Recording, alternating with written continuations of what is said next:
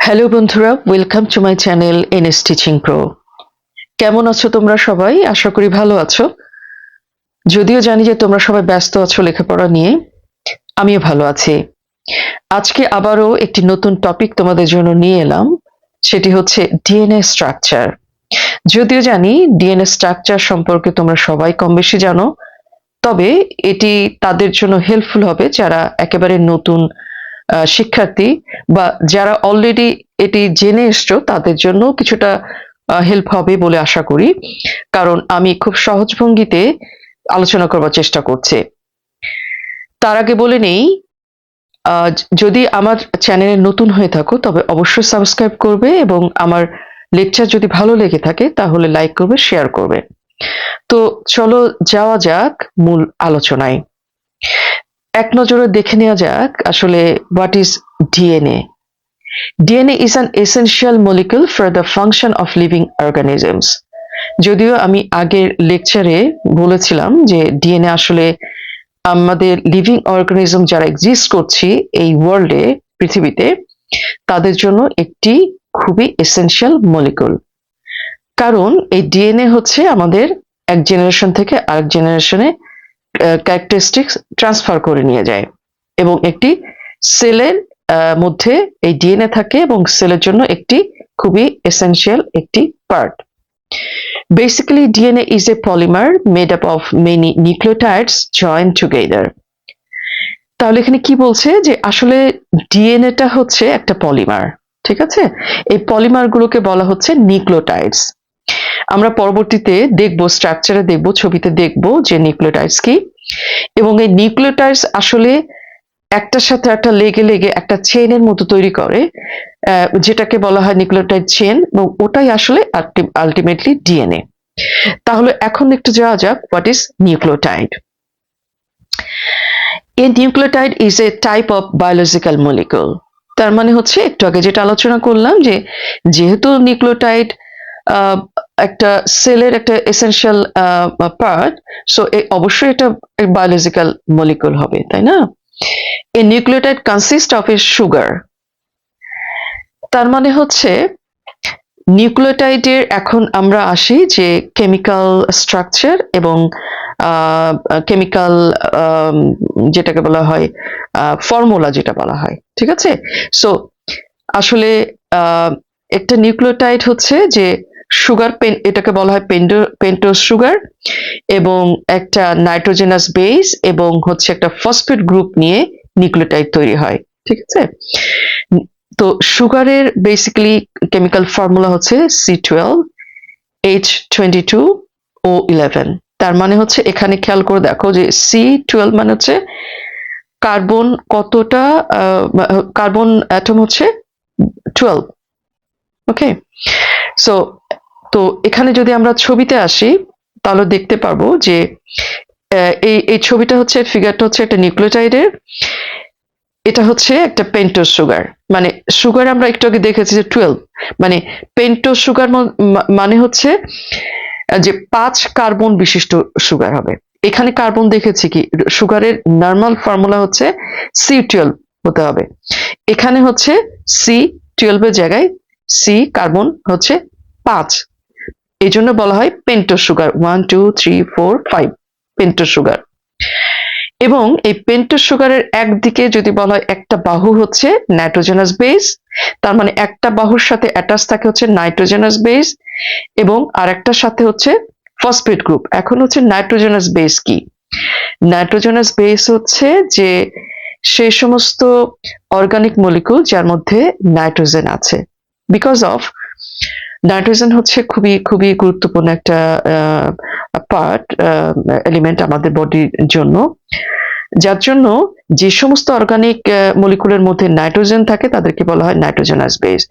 এবং এই ক্ষেত্রে উল্লেখযোগ্য নাইট্রোজেনাস বেস হচ্ছে চারটি, বিশেষ করে অ্যাডেনিন, গুয়ানিন, সাইটোসিন, থায়ামিন। তো তাহলে পেন্টোজ সুগারের একদিকে এক বাহু হচ্ছে ধরে আছে নাইট্রোজেন বেস এবং আর এক বাহু ধরে আছে ফসফেট গ্রুপ, ঠিক আছে? এই টোটাল জিনিসটা, টোটাল স্ট্রাকচারটা হচ্ছে একটা নিউক্লিওটাইড। এইদিকে আরেকটি নিউক্লিওটাইড যদি ঠিক উল্টাভাবে, যে এখানে পেন্টোজ সুগার, এখানে নাইট্রোজেন বেস এবং ফসফেট গ্রুপ মাথার উপর আছে, তাহলে হোল স্ট্রাকচারটা দেখতে যেরকম লাগবে সেটাই হচ্ছে আসলে ডিএনএ। এবং এরকম নিউক্লিওটাইড, এখানে একটা নিউক্লিওটাইড, তারপর একটা নিউক্লিওটাইড, তারপর একটা নিউক্লিওটাইড, এইভাবে লম্বা একটা দড়ির মতো স্ট্রাকচার তৈরি করে, যেটাকে বলা হয় নিউক্লিওটাইড চেইন বা ফসফোনিউক্লিওটাইড চেইন ব্যাকবোন বলা যায়। আমরা একটু পরে বলবো আর কি, সুগার ফসফেট বোন যেটা বলা হয় আর কি, সেটা আমরা পরে আলোচনা করবো, দেখাবো আর কি। তাহলে আমরা এখান থেকে বুঝলাম যে হচ্ছে নিউক্লিওটাইড গুলো একটার সাথে একটা জোড়া লেগে লেগে পলিনিউক্লিওটাইড তৈরি করে, যেটাকে আলটিমেটলি বলা হয় হচ্ছে DNA. DNA is made of many nucleotides joined together to make a polymer called a polynucleotide. আমি একটু আগে যেটা বললাম আর কি, যে নিউক্লিওটাইড গুলো জোড়া লেগে লেগে পলিনিউক্লিওটাইড তৈরি করে। A molecule of DNA contains two polynucleotide chain. তার মানে হচ্ছে যে একটু আগে যেটা বললাম যে আসলে ডিএনএ স্ট্রাকচার আমরা গতদিনে একটু আলোচনা করেছিলাম, যদি আমরা একটু মেমোরাইজ করি, যে ডিএনএ আসলে ডাবল হেলিক্স বলা হয় বিকজ অফ দুটো লম্বা সুতা মতো স্ট্রাকচার, মাঝখানে আবার দুটো সুতাকে জোড়া দেওয়া হয়েছে একটা সাপোর্ট দিয়ে, ঠিক আছে? তো এই লম্বা যে সুতার মতো স্ট্রাকচার সেটাই হচ্ছে পলিনিউক্লিওটাইড চেন। দুই পাশে দুটো লম্বা সুতার মতো পলিনিউক্লিওটাইড চেন থাকে, এবং এই দুটো সুতাকে মাঝখান থেকে সাপোর্ট দিয়ে জোড়া লেগে থাকে, জোড়া লাগিয়ে দেয়, যেটা সেটা হচ্ছে নাইট্রোজেন বেস। আমরা পরবর্তীতে ছবিতে দেখব। The nucleotides in DNA all contain the same pentose sugar called deoxyribose. তার মানে হচ্ছে যে এখানে যে সুগারটা, মানে এখানে আমরা বললাম যে pentose sugar, right? So deoxyribonucleic acid বা ডিএনএ এর ক্ষেত্রে যে সুগারটা, সেটাকে বলা হচ্ছে ডিঅক্সিরাইবোজ সুগার। মজার ব্যাপার যে আরএনএ যদি হয় তাহলে আরএনএ এর ক্ষেত্রে বলা হবে এটাকে রাইবোজ সুগার। ডিফারেন্স এখানে আরএনএ এর সাথে ডিএনএ সবকিছু একই রকম, শুধু বেসিক তিনটা ডিফারেন্স আছে।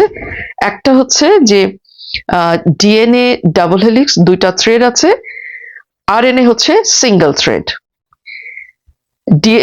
ডিএনএ এর পেন্টোজ সুগারটাকে বলা হয় রাইবোজ সুগার, আরএনএ এর পেন্টোজ সুগারটাকে বলা হয় রাইবোজ সুগার। তাহলে ডিএনএ এর ক্ষেত্রে ডিঅক্সিরাইবোজ সুগার, আরএনএ এর ক্ষেত্রে অনলি রাইবোজ সুগার।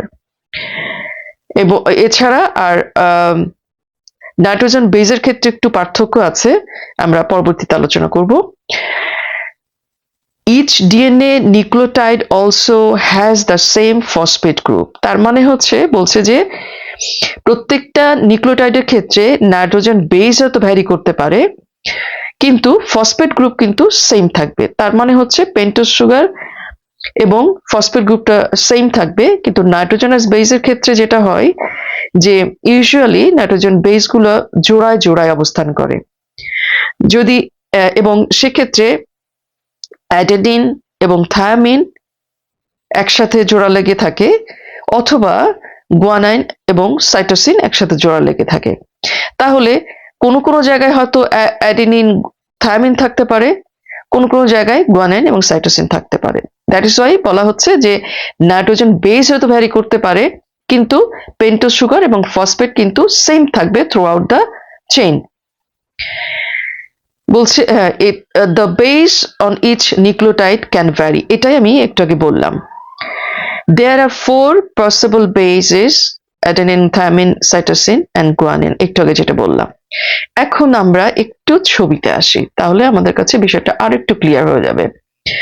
দেখো আমি একটু আগে যেটা বললাম যে আসলে ডিএনএ হচ্ছে ডাবল হেলিক্স, মানে হচ্ছে দুইটা থ্রেড, এই যে সুতার মতো, দুইটা সুতার মতো, মইয়ের মতো। মই যদি আমরা কল্পনা করি যে একটা মইকে যদি পেঁচিয়ে ফেলা যায় তাহলে দেখতে যেমনটা লাগে, ঠিক অনেকটা এরকমই আর কি। তো এই যে একটা সুতা, একটা সুতা এদিক দিয়ে গেছে, আরেকটা সুতা আরেক দিক দিয়ে গেছে। এই সুতার মধ্যেই আসলে থাকে হচ্ছে পেন্টোজ সুগার এবং হচ্ছে ফসফেট গ্রুপ, যেটাকে বলা হয় সুগার ফসফেট ব্যাকবোন। ওটা এটাকে বলা হয় বিকজ অফ, আমরা একটু খেয়াল করে দেখতে পাবো যে এটা যে ফসফেট গ্রুপ এবং পেন্টোজ ডিঅক্সিরাইবোজ পেন্টোজ সুগার একটার সাথে আর একটা, একটা পর একটা এরকম লেগে লেগে এই থ্রেডের মতো সুতার মতো স্ট্রাকচার তৈরি করে, যার জন্য এটাকে বলা হয় সুগার ফসফেট ব্যাকবোন। এবং দেখো, খেয়াল করে দেখো, মাঝখানে কিন্তু এই যে সাপোর্টের কথা বলেছিলাম সেটা হচ্ছে নাইট্রোজেন বেস, একটু আগে যেটা বললাম, ইদার অ্যাডেনিন থাইমিনের সাথে, অথবা খেয়াল করে দেখো অ্যাডেনিন থাইমিনের সাথে এবং সাইটোসিন গুয়ানিনের সাথে অ্যাটাচড হয়ে এই যে সাপোর্টটা এটা তৈরি করেছে, এবং মাঝখানে এই দুটো নাইট্রোজেন বেসকে জোড়া লাগিয়েছে কে, এটাকে বলা হচ্ছে হাইড্রোজেন বন্ড।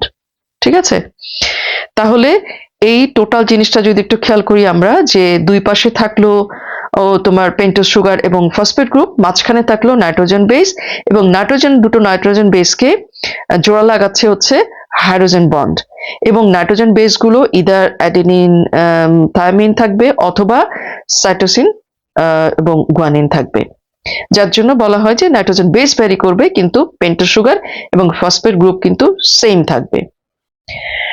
তো তাহলে তোমার আর ডিএনএ এর স্ট্রাকচার সম্পর্কে আমরা একটু দেখলাম, এবং এটার কেমিক্যাল স্ট্রাকচারটাও জানলাম, কেমিক্যাল ফর্মুলা জানলাম, এবং কেমিক্যাল ফর্মুলা জানলাম সুগারের, এবং নিউক্লিওটাইডের আমরা কেমিক্যাল স্ট্রাকচার দেখলাম, এবং ডিএনএ আসলে হোয়াট ইট লুকস লাইক আমরা সেটাও দেখলাম।